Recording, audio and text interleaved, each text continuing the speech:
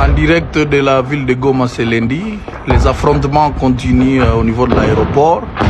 L'armée rwandaise vient de dépasser les frontières en passant par les cimetières qui sont derrière l'aéroport. Et là, nous assistons aux affrontements entre l'armée rwandaise soutenue avec les M23 qui sont en train de combattre les FARDC.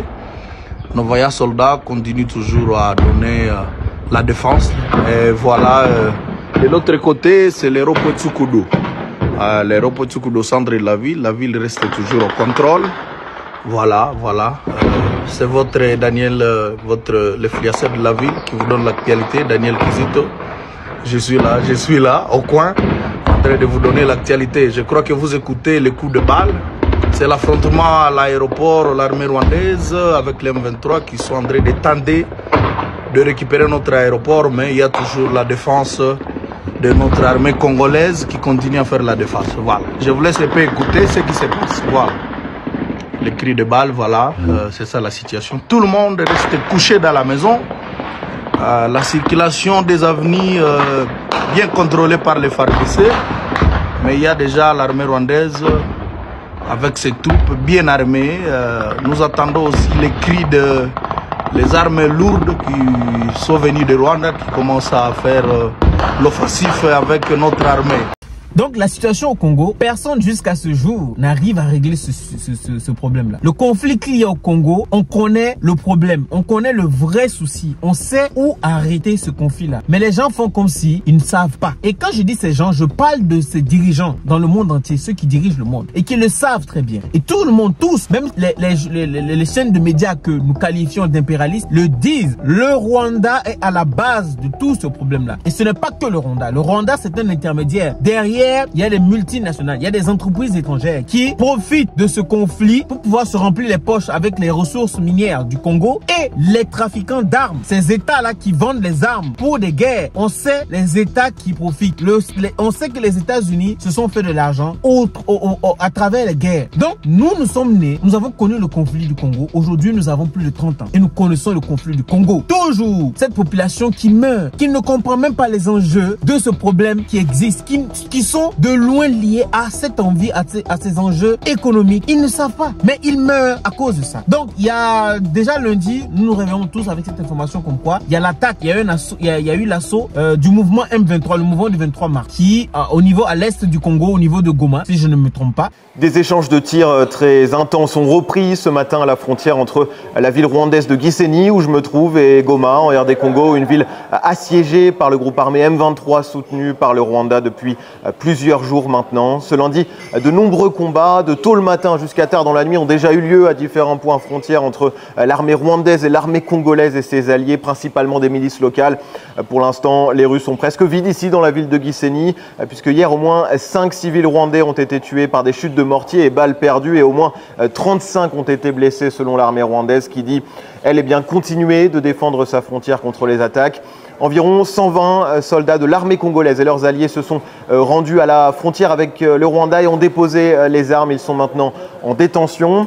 Et puis ce lundi, à cause des combats, les points frontières entre le Rwanda et la RD Congo étaient en majorité fermés et de nombreux déplacés civils ne pouvaient pas fuir Goma. Reste à savoir s'ils pourront se mettre à l'abri ce mardi. Plusieurs milliers de personnes ont déjà fui vers le Rwanda ces derniers jours. Donc il s'agit de réagir par rapport à cette actualité qui aujourd'hui déjà fait couler beaucoup d'encre, mais qui énerve, qui est une indignation pour l'Afrique, pour les Congolais. Et je pense que tout Africain, chaque Africain doit vraiment se pencher sur cette histoire, sur cette affaire. Parce que si on se tait, c'est comme si on est d'accord avec ce qui se passe. Restez jusqu'à la fin de cette vidéo, on va en parler ensemble.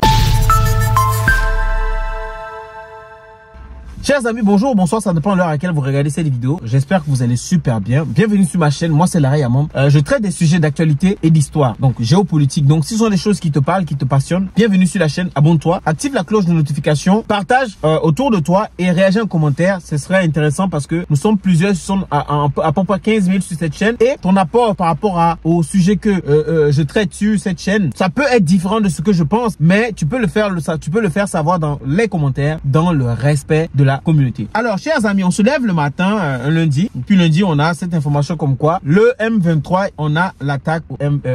Il y a les conflits au niveau de l'est du Congo, et que c'est le M23 et les Rwandais qui attaquent, qui ont lancé l'assaut. Donc, les FARDC, donc les forces armées de la République démocratique du Congo, sont en train de riposter. Mais on voit dans beaucoup de vidéos ce qui se passe. La population se déplace et c'est chaud, c'est chaud. Et vous savez, quand il y a un conflit, les dommages collatéraux, c'est toujours des gens qui ne sont pas liés à ce conflit-là qui en paient les prix. Et moi, ce qui m'intéresse ici, c'est d'essayer de comprendre ce conflit-là. Je peux pas une vidéo à ce sujet pour vraiment comprendre la naissance du M23. Moi-même, ça va m'apporter beaucoup d'éléments de réponse. Mais l'élément de réponse que je n'aurai pas, c'est comment est-ce que depuis des décennies, les gens voient ce conflit-là. Ils savent l'origine de ce conflit. Ils savent qui alimente, quelles sont les personnes qui alimentent ce conflit. Mais aucune action n'est faite. Aucune action. Il n'y a pas d'accusation. Il y a des accusations, mais il n'y a pas d'acte. Il n'y a pas d'acte de punition. C'est-à-dire qu'ils n'ont pas pris des mesures pour punir ceux qui sont en train de causer des millions de morts et des millions de déplacés. Ce conflit-là, j'ai l'impression que ce conflit est oublié. J'ai l'impression que les Congolais sont laissés à leur propre sort. On va revenir là-dessus, mais notamment par rapport à ça, j'ai vu l'intervention de Nathalie Yambo. Et voilà, écoutez ce qu'elle dit. Hier à l'ONU, la France a affirmé qu'il n'y a pas d'issue militaire au conflit. La force n'est pas une option. Pourtant, c'est la France qui est le premier partenaire de la formation militaire de la RDC. C'est Macron qui affirmait qu'il allait aider le Congo à la pleine souveraineté militaire et sécuritaire. Ce sont les mercenaires français et leurs potes roumains et bulgares que Tshisekedi est allé chercher pour combattre le Rwanda. Quand Emmanuel Macron dit également que ce n'est pas un problème de force et que finalement c'est militaire, c'est les Français qui ont formé les militaires congolais. Je me rappelle qu'il y a même eu des vidéos de moquerie qu'on a beaucoup vu sur les formations. Lorsque un militaire français formait et qui faisait rigoler les gens parce que il le faisait avec la bouche ou avec des bâtons. Bref, donc on continue. On voit l'état des armées africaines du précaré colonial français 65 ans après avoir conclu des accords de défense de coopération militaire avec la France. Risible. Même les Ukrainiens ont compris que la France ne peut pas ne peut ni vous comprendre, ni vous aider à gagner une guerre. Plus de 1700 ont déserté après une formation par l'armée française. Le Mali a repris Kidal. Il faut leur signaler. Le Mali a repris Kidal après avoir dégagé l'armée française. Les pays de l'AES sont en train, de devenir une puissance militaire africaine après avoir éjecté l'armée française et l'américaine. Ce qu'elle dit là, ce qu'elle dit, c'est fort, hein. L'armée malienne, les FAMA, les forces armées maliennes sont en train de devenir une puissance militaire après avoir éjecté l'armée française et l'armée américaine.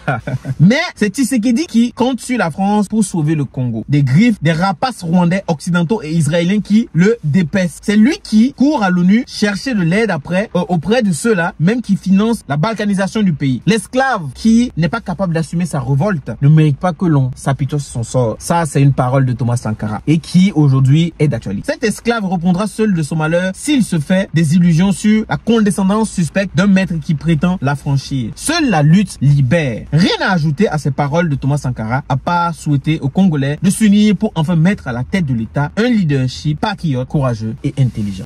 Chers amis, est-ce que j'ai encore besoin de faire un commentaire à ce sujet? Elle a si bien résumé la situation. C'est-à-dire que nous consentons, tout ça c'est encore une question de souveraineté de nos États. Ça c'est une question de souveraineté militaire. Nos armées ne peuvent pas être des armées fortes si on a des armées étrangères, soi-disant venues pour notre sécurité. Nos militaires vont se reposer sur la force étrangère et ils ne pourront pas eux-mêmes développer les skills pour pouvoir combattre puisqu'ils comptent sur les autres. Ils vont se dire psychologiquement et mentalement que les autres sont plus forts qu'eux. Donc quand c'est comme ça, vous ne pouvez pas vous défendre. Vous ne pouvez pas vous défendre. Elle a pris l'exemple du Mali. Le Mali, avec Assimi Goïta à la tête, a chassé toute armée étrangère. Et c'est elle-même défendue et a développé des skills pour se battre. La France a été 10 ans pour libérer Kidal. Kidal n'a jamais été libéré. Assimi Goïta arrive. En moins de 2 ans, il libère Kidal. Kidal aujourd'hui appartient au Mali. Avant, Kidal n'était pas aux Maliens, n'était pas au Mali. Ça appartenait aux rebelles. Pour dire tout simplement qu'aujourd'hui, la République démocratique du Congo, qui depuis des années, comme je le disais, nous sommes nés. Moi, j'ai grandi, je suis né. Il y avait toujours des conflits au Congo. Aujourd'hui, j'ai plus de 30 ans. Il y a encore des conflits au Congo. Qu'est-ce qui ne va pas? Qu'est-ce qui ne va pas? Qu'est-ce qu'il y a? On sait tous que Paul Kagame, le Rwanda soutient le M23. C'est ce mouvement-là. Et ce mouvement sévit, mais sévèrement, sans pitié, sans cruauté. Ils sont cruels. Les populations, ils ne comprennent pas. Les gens meurent, des exécutions sommaires. Mais c'est inconcevable.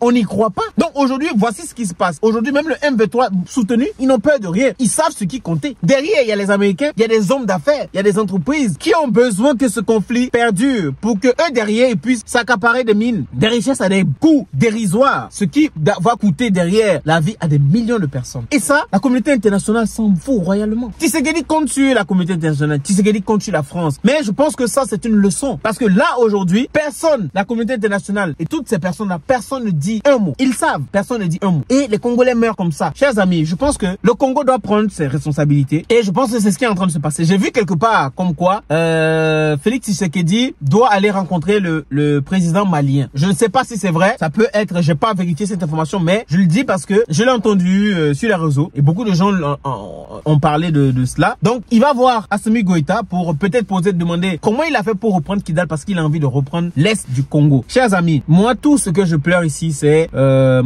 ces populations-là. Les milliers, les millions de morts qu'il y a eu avec ce conflit qui traîne depuis des décennies. C'est dommage. Mais comme Thomas Sankara l'a si bien dit et que Nathalie Yam a encore rappelé les gens, l'esclave qui s'appuie sur son sort, on ne peut pas le sauver. C'est pas possible. On peut pas le sauver. Si toi-même, tu n'es pas capable de lutter, tu ne peux pas avoir la liberté. Les Maliens l'ont fait. Les Burkinabés sont en train de le faire. Chers amis, l'Afrique doit se réveiller. Nous ne pouvons plus nous taire face à ces injustices.